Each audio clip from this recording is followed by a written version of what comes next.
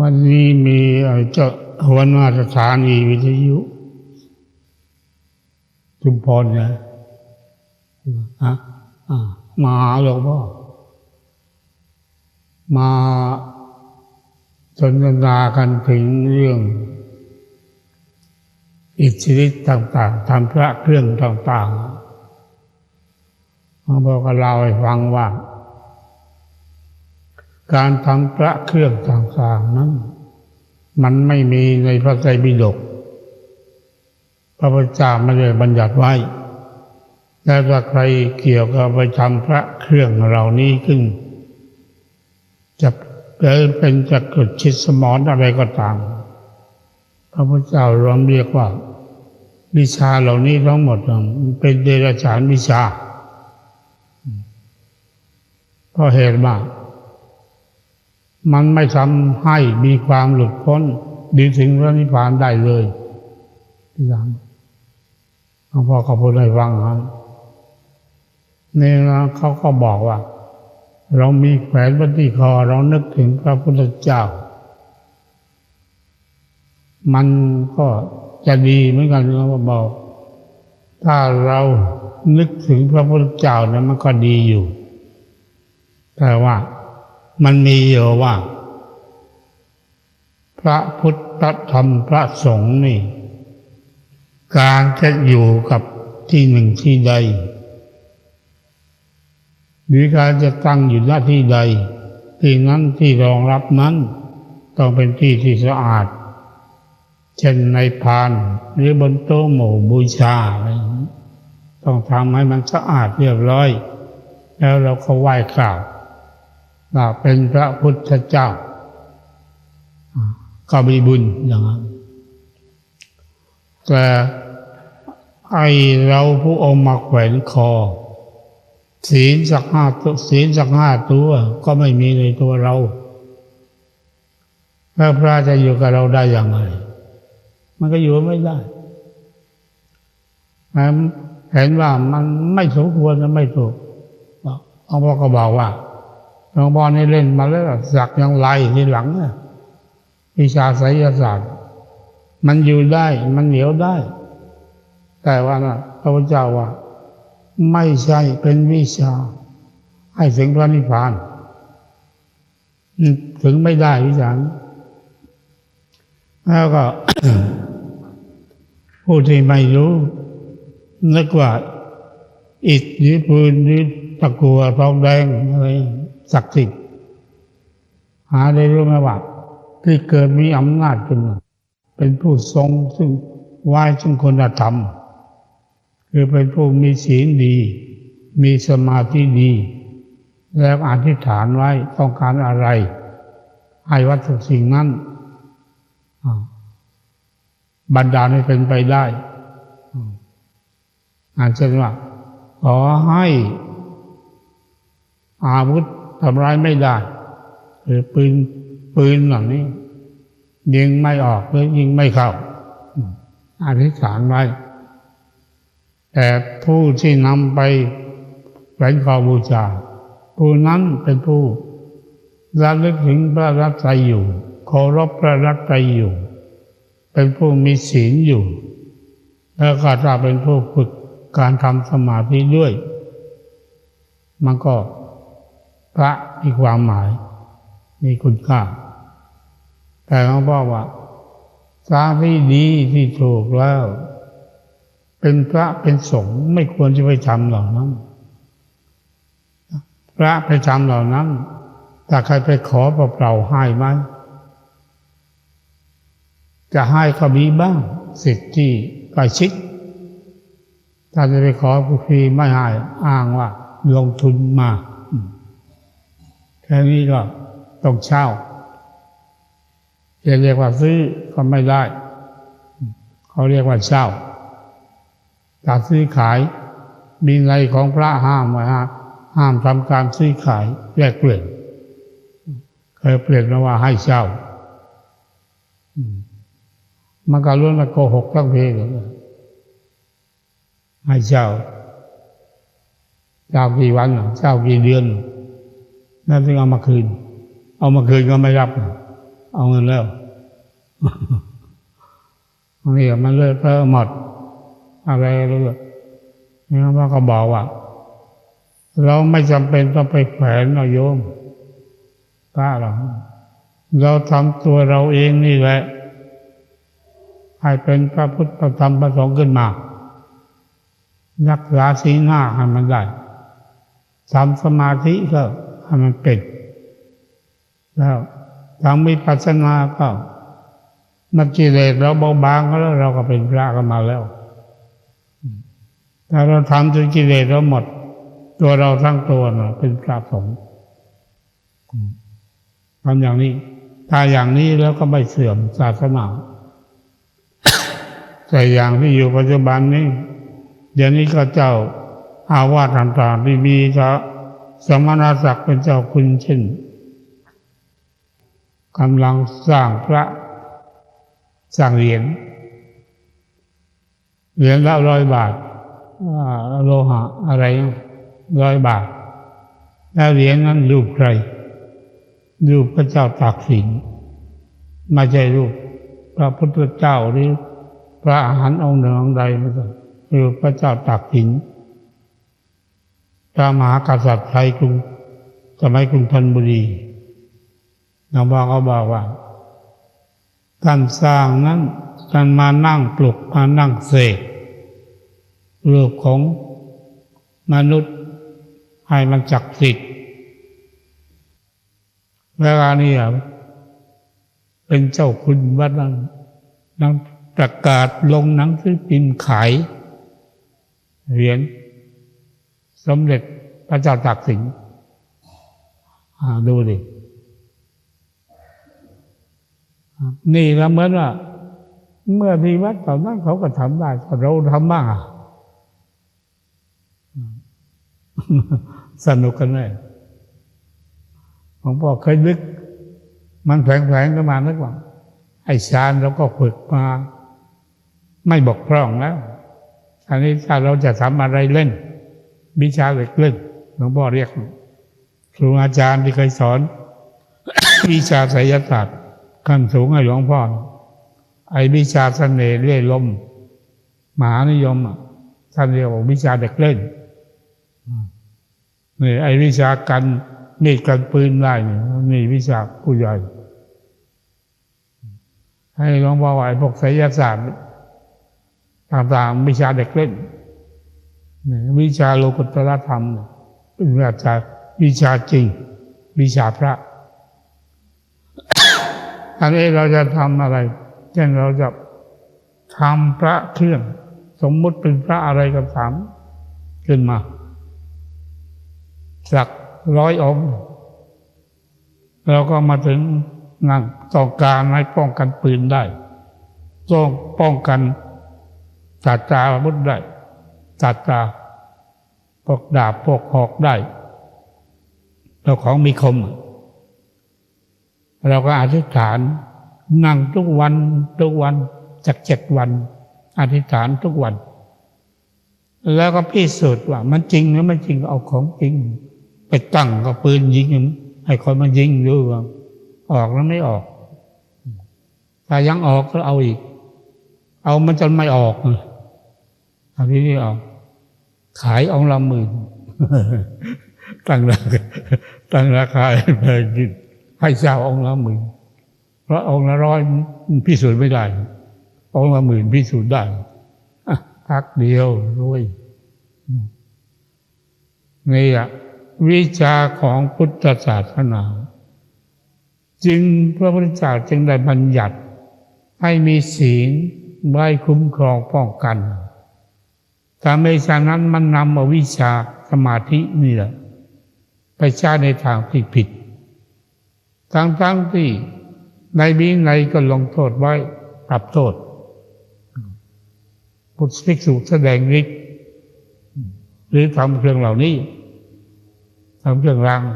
ก็ลงโทษก็ยังไม่กลัวยังจะทำครั้งนี้ผู้ไม่ได้ศึกษาก็เห็นว่าหลวงพ่อท่านศักดิ์สิทธิ์ใครๆก็นับถือว่าท่านเป็นพระศักดิ์สิทธิ์เราก็มันอยากได้พระ เพราะไอ้คนกิเลสหนาน่ะ อยากได้เป็นชิ้นเป็นอันเป็นวัตถุจะเอามาใส่ข้อมือจะเอามาห้อยคอจะเอามาใส่นิ้วอะไรสมัยหนึ่งพันด้วยทองแดงเขาเรียกว่าแหวนนพเก้าขึ้นมือมากสมัยที่นายเผ่ายังอยู่พร้อมกับเขาเรียกว่าสมเด็จสมัยนายเผ่าสมเด็จเผ่า5 ชั้นพระสมเด็จรุ่นนั้นมีชื่อมากหลวงพ่อที่ท่านเรียนไสยศาสตร์เป็นเจ้าคุณเป็นอาจารย์ของหลวงพ่อเนี่ยก็ไปอาจารย์ก็ไปทำพิธีที่นั่นด้วยองค์เคยสอนวิชาหลวงพ่อหลายอย่างก็ไปทำพิธีแล้วก็งานรุ่นนั้นมีแหวนพิมพ์ทำออกมาเป็นแสนหลวงพ่อก็ได้ไว้วงใช่ที่แหวนเอามาดูว่ามันเป็นดุลแล้วก็เป็นตัวหนังสือขอมอยู่ในวงแหวนข้างหลัง เอามาอ่านดูหลวงพ่อก็ศึกษาหนังสือขอมพออ่านรู้เกี่ยวกับไสยศาสตร์เขียนว่าอสังวิสุโลปุสะภูพะไอ้นี่มามองคนเก้าแล้ววะพุทธคุณนั่นเอง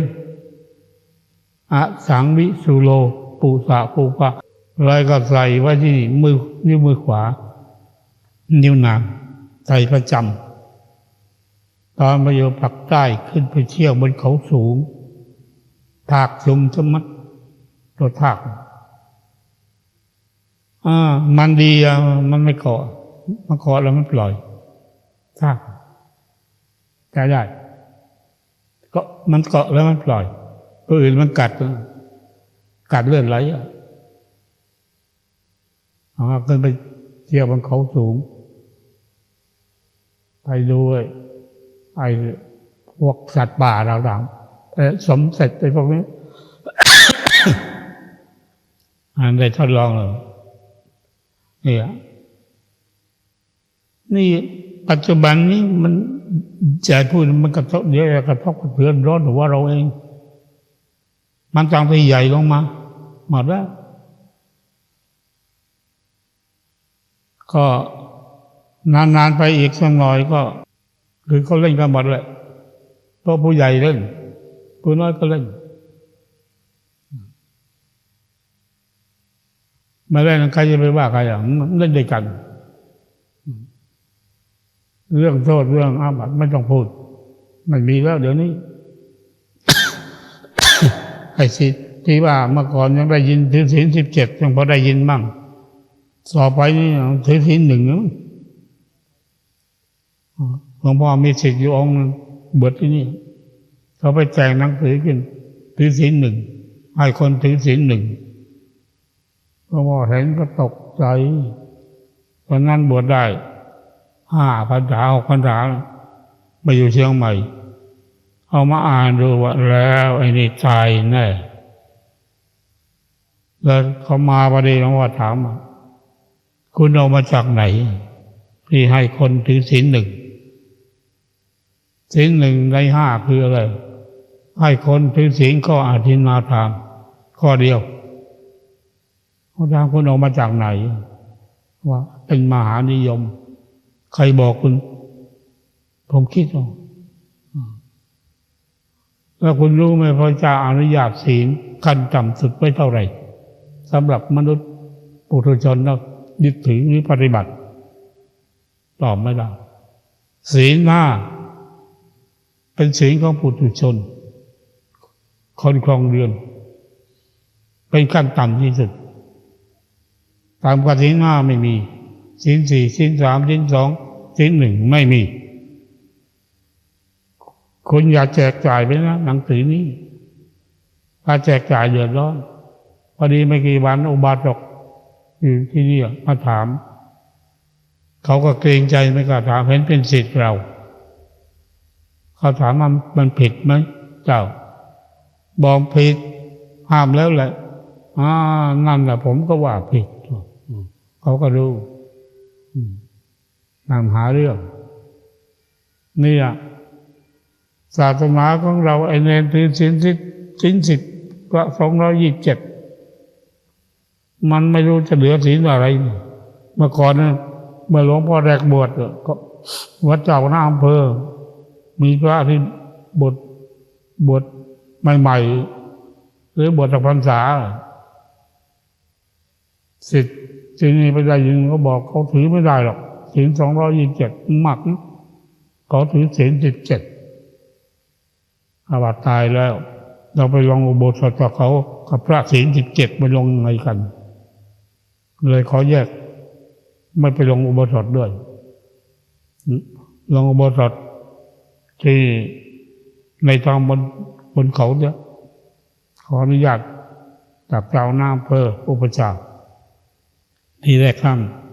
ไม่อนุญาตไปเชื่อพระรองคอท่านรองเจ้าอาวาส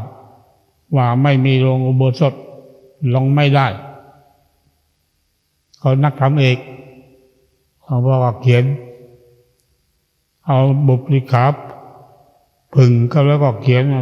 หน้าที่เท่านั้นข้อที่เท่านั้นคำว่าคามาสีมาไม่ใช่วิสุงคามสีมาคำว่าคามาสีมาคือเรือนร้างว่างเปล่าก็ได้ที่อยู่ห่างจากบ้านคน49 วาหรือ49 คันธนูก็ประมาณวาหนึ่งนั่นแหละไม่มีบ้านเรือนคนอยู่ก็ลงอุโบสถได้ทีนั้นต้องจุพระได้21 รูปเขียนยืนยันไปหลวงพ่อไม่ไปเองให้เนรเดินศาลเองเดี๋ยวท่านอาจารย์ก็จะบังคับเอาไม่ไปเซ็นอนุญาตแล้วก็พร้อมมาขออนุญาตวัดตามวันเมืองนี้14ขออนุญาตไม่เรียนนักธรรมแต่สอนธรรมทุกวันสอนวิปัสสนาทางสมถะวิปัสสนาขออนุญาตปฏิบัติธรรมอนุญาตนี่คือมาถึงแบบนี้อันที่ปฏิบัติธรรมอยู่นี่ไม่ใช่ปฏิบัติเดือนตั้งขึ้นมาเองเฉยๆนะเขาบอกขออนุญาตจากทางการถูกต้องมาแล้วจากเจ้าคณะอำเภอ เนี่ยให้เราให้เห็นความบกพร่องของผู้ปกครองฝ่ายสงฆ์ของเราว่ามันเป็นอย่างไรถ้าเราก็อย่าไปจะทำดีที่เกียนต่อหน้าเขาใครๆเข้าเราไม่ทำตามมันก็แล้วกันเท่านั้นเองนี่ยังไม่มีโอกาสที่จะแก้เรื่องลงอุโบสถบรรปักเอาละเรื่องมันไม่มากอะไรนักหนาเป็นสมมติตอนนั้นเองแต่ว่าถ้ามีโอกาสเมื่อไรก็จะต้องแก้เพราะว่ามันผิดบัญญัติของพระพุทธเจ้าผิดพระพุทธเจ้ามันไม่ได้บัญญัติไว้อย่างนั้นและผู้ที่มาเปลี่ยนแปลงพระวินัยพระพุทธเจ้ามันผิด จะเป็นใครก็ตามผิดถ้าสองเปลี่ยนไม่ผิดแต่เรื่องนี้มันเป็นเรื่องสมมุติ ดังนั้นผู้ที่ว่ามาบวชมาเรียนที่เล่นพระเครื่องรางของขลังอะไรนี่จะบอกไว้อานิสงส์อยู่ในฌานที่เราทำนี่ทั้งหมดศีล5นี่ด้วยศีลด้วยศีล5ศีล8ศีล10ศีล227นี่ยิ่งศีลมากก็ยิ่งดีมากแล้วก็สมาธิคือฌาน4ฌานนี้มีแค่1แค่2นี่ก็มีอำนาจแล้วอย่าว่าถึง4เลยแล้วก็แผ่เมตตาทุกวันอาหังสุขิโตโหมินั่นนี่ก็อานิสงส์เหมือนกัน อานิสงส์ของศีลอานิสงส์ของฌานอานิสงส์ของแผ่เมตตาเหมือนกัน11อย่าง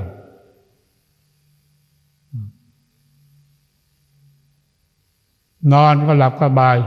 ไม่ฝันเลยเพ้อตื่นขึ้นมาก็จิตใจผ่องแผ้วไม่เศร้าหมองผิวพรรณผ่องใสมีสง่าราศีเทวดาคุ้มครองรักษาและเป็นที่เอ็นดูรักใคร่ของมนุษย์และอมนุษย์ทั้งหลายศาสตราอาวุธก็ไม่กินไก่แม้ไฟก็ไม่บ้านเราตายเวลาจะตายนึกถึงชั้นหนึ่งได้ไม่ไปเกิดที่อื่นไปเกิดพรหมโลกชั้นที่1หรือชั้นที่2หรือชั้นที่3ชั้นปริสัชชาปโรหิตามหาพรหมาเกิดได้3ชั้นนี้ได้และลึกได้แค่ชั้น1เท่านั้นชั้นพระเครื่องอย่ามาแขวนให้มันหนักคอมันเมื่อยของเราตราบใดที่เราศีลใช้ไม่ได้ไม่ดีแล้วก็ให้อะไรมันก็เสื่อมไม่ดีทั้งนั้น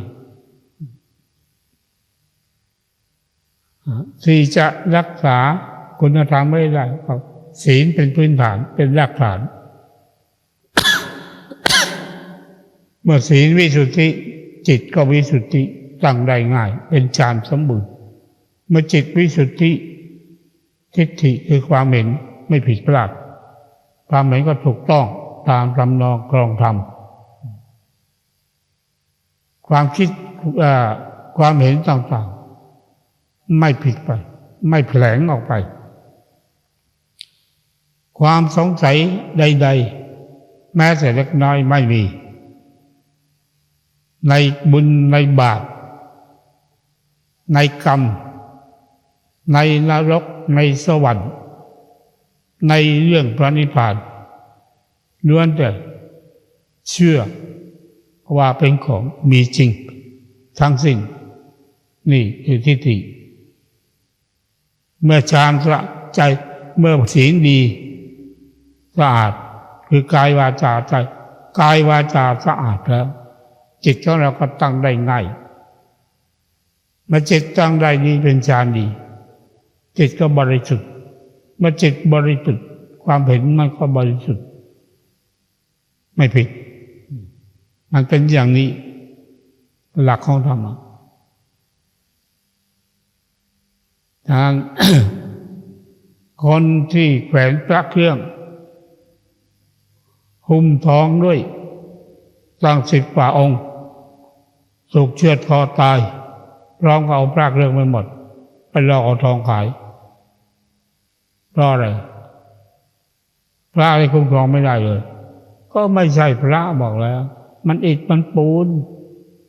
มันตะกั่วทองแดงแล้วก็ไอ้คนที่หล่อพระปั้นพระไอ้พวกจีนอยู่แถวไอ้ใกล้ๆอะไรเขาเรียกเป็นแหล่งที่ปั้นพระหล่อพระเคยซีดีเคยพาพิมพ์มาด้วยพาแคตตาล็อกมาด้วยจะเอารูปพระรุ่นไหนเขาจะทำให้ทั้งสิ้นราคาถูกคิด150 บาทอย่างพระเขาบอกไม่เอาทุกอย่างนี่ฉะนั้นเราอยากจะหลงไหลเพ้อฝันอย่างรูปของหลวงพ่อที่ให้ไว้นั้นหลวงพ่อทำไมต้องไม่ทำเป็นเหรียญมันหนักแล้วก็สมมุติไอ้รูปของหลวงพ่อมันเงาหลวงพ่อไอ้เหรียญมันไม่ใช่เงาถึงจะทำเหมือนยังไงก็ไม่ใช่เงาไอ้รูปมันเงาของหลวงพ่อถ่ายแล้วรูปนั้นรูปขาวดำไม่ได้บอกมาจึงไม่รู้ถ่ายมา1617 ถ้าบอกสังเกตให้ดีจึงใช้รูปนี้มาแจกให้กับศิษย์ผู้ปฏิบัติธรรมทุกคนมันมีความสำคัญอยู่ในรูปนั้นทั้งรูปถ่ายวันนั้น2 รูปทั้งรูปยืนและรูปนั่งจีนมาขายจ้างถ่ายรูปมาถ่ายให้ฟรีไม่ใช่ว่าไปจ้างมันมาถ่ายไม่อยากจะถ่ายหรอกมันขอร้องพอถ่ายแล้วมันก็มาถามว่านี่มันอะไรบอกไม่รู้กันแล้วไปหลวงพ่อไม่บอกมันคือเรื่องมีอยู่ว่าหลวงพ่อนั่งอยู่บนแท่นที่หน้ากุฏเก่านั่นที่แท่นที่ปูกระเบื้องไว้นั่นข้างต้นโกศลนั่นแหละที่นั่นที่นั่งกรรมฐานกับหลวงพ่อทีนี้เขาจะถ่ายรูปก็นึกว่าอธิษฐานจิตอย่าให้มันถ่ายจิตดีกว่าพอจะอธิษฐานจิตมันไม่ได้ครีมราคาหลายสตางค์ตั้งหลายบาทมันเบียดเบียนเขาทำให้เขาเสียเงินเลยก็แต่ว่าตอนนี้จิตมันพุ่งริ้วขึ้นไปแล้วพุ่งขึ้นบนสูงพอตั้งตาเพ่งอยู่ที่กล้องแล้วค่อยลดลงมาปล่อยเฉยๆไม่ได้ลดมันก็ถ่ายแล้วมันขอให้ถ่ายรูปยืนอีกทีนึงก็ขึ้นไปยืนถ่ายตรงนั้นแหละแล้วก็มาติดจุดดูยืนดูมันรูปนั่งดูจุดขาวๆอยู่ตรงนี้แล้วยืนในจุดอยู่ตรงกลางกระหม่อมคือนี่เป็นพลังของจิตเป็นรังสีที่ขึ้นมาพุ่งขึ้นมานี่เราบอกว่าจุดสีขาวนั่นไอ้ช่างถ่ายรูปวันนี้มันขายรูปที่หลวงพ่อถ่ายรูปหลวงพ่อไปให้กับศิษย์บอกว่าเขาเอาอยู่เขามาซื้อกันเป็นร้อยๆพันเว้ยลดเอาแต่พอควรเถอะมันก็เหมือนเดิมไม่ใช่ว่าเอามาบำรุงวัดเอาไม้แล้วไม้ไม่มีมันขายรูปละ60ขาวดำก็60อยู่นั่นไม่มีรถศิษย์ตื่นก็มาด้วยทำไม้ แล้วก็เปลี่ยนกันเพียงรูปเล็กไปใช้มันอัด1,000มันคิดว่า400รูปนั่นแหละรูปห้อยคอนั่นแหละ1,400 บาทคิดดูเดี๋ยวนี้ศิษย์ก็เอาครีมถ่ายต่อไปอัดมันให้รู้ความหมายไว้ให้รู้ว่าความศักดิ์สิทธิ์ทั้งหมดเราทำตัวเราให้ศักดิ์สิทธิ์เถอะทำตัวเราให้สะอาดเถอะเมื่อตัวเราสะอาดทั้งร่างกายวาจาจิตสะอาดบริสุทธิ์แล้วทุกอย่างไม่มีอะไรกิเลสเหลือและอะไรมันก็ไม่ต้องไปทำอะไรมันหรอกมันเป็นเองทั้งสิ้นบันดาลไปเองทั้งสิ้นหลวงพ่อไม่ต้องสร้างนางกวักสร้างโบสถ์ทั้งหลัง12 ล้านเมื่อวานผู้หญิงอะไรเอานางกวักมาถวายหลวงพ่อก็เอาไปเอานางกวักมาบอกไม่เอาอย่าเอามาเลยที่นี่ไม่ใช่เอาไปทำไว้เราอยากจะเรื่องอะไรเลยหลวงพ่อท่านสอนให้มีปัญญาทุกคนไม่ใช่สอนให้งมงายชาวพุทธไม่จะเป็นคนโง่ไอ้พุทธที่โง่มันโทษไม่ได้เพราะมันอยากจะโง่ไอ้ที่เขาหลอกมันชอบไอ้ที่จริงมันไม่เอานี่เป็นอย่างนี้มันโง่แหละวิชาทุกอย่างของพระเจ้าพิสูจน์ได้ทั้งสิ้นแต่ที่บางสิ่งบางอย่างที่เรายังเข้าไม่ถึงก็บอกแล้วมันลุ่มลึกคำสั่งสอนพระเจ้าไม่ใช่ตื่น ไม่ใช่คนปุถุชนจิตจริงนั้นเลอะเทอะหนาแน่นอยู่ในกิเลสจะไปเข้าได้เข้าถึงเห็นได้เอาเข้าใจแจ่มแจ้งเป็นไปไม่ได้ต้องค่อยขดพอกค่อยล้างค่อยขัดค่อยสีให้มันสะอาดขึ้นจิตโดยวิปัสสนาญาณแล้วจิตมันก็สะอาดเองบริสุทธิ์เองมันค่อยบริสุทธิ์ขึ้นไปเรื่อยอันความที่จะรู้กระจ่างแจ้งอย่างที่พระพุทธเจ้ารู้ถึงที่สุดนั้นมันก็ต้องถึงที่สุดจึงจะรู้ได้เช่นนั้นในเมื่อเรายังเป็นคนสองใจสามใจไปอยู่บ้านดีไปขอเมียดีหรือว่าบวชอยู่ดีมันอยู่อย่างนี้แล้วก็เอากลางคืนนั่งหลับตาเอาออกโลภโกรธหลงเอาออกพอลุกขึ้นกลับกุฏมาเข้ามาอีกแล้วเอาเข้ามามันก็อยู่อย่างนี้อยู่ตลอดไปอยู่พอออกไปพอเดินกลับกุฏกลายออกพรรษาแล้วกลับบ้านไปผจญงานสักพักสู้ไม่ไหว 4-5 ปีค่อยมาบวชมาแล้วนี่เมื่ออยู่วันนี้ไปโบสถ์เนี่ยตัวเล็กนิดเดียวเกือบเท่าไรแล้วพอนั่งหลับตาพอออกพ้นประตูโบสถ์ไปอ้าวโตเท่าช้างเลยเหรอนี่มันยุบได้พองได้กิเลสจำไว้ให้มีปัญญาไว้มีสติไว้เถอะชนะแน่จบเพียงเท่านี้